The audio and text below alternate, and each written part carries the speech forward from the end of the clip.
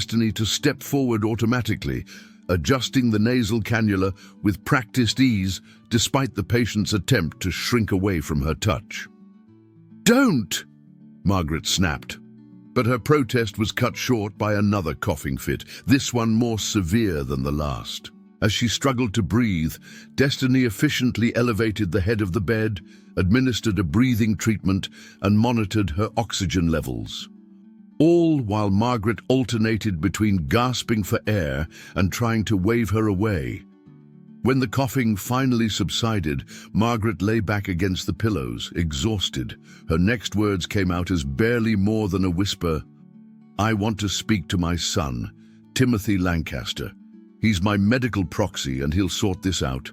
Destiny made a note in the chart. "Of course, Mrs. Lancaster. I'll have someone contact him right away."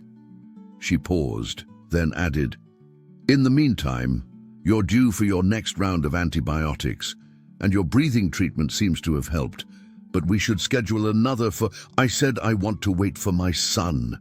Margaret's voice was ice. What Margaret Lancaster didn't know, couldn't know, was that at that very moment, Timothy Lancaster was boarding a flight from London to Boston, carrying with him a letter that would shatter everything his mother thought she knew about her family's carefully curated history.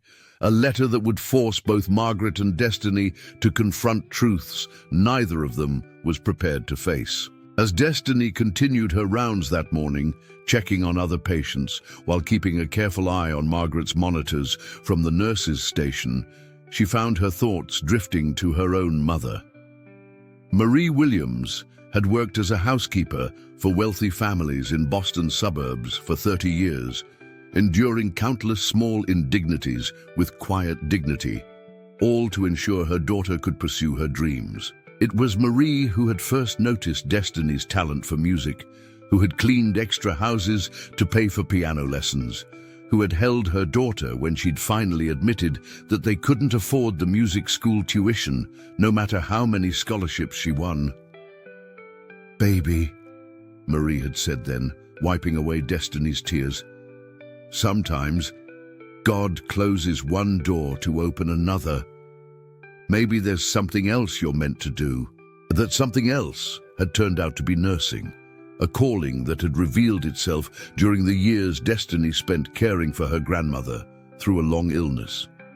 She discovered that her pianist's hands were equally suited to providing comfort and healing, that the same patience required to master a difficult piece of music served her well in dealing with difficult patients.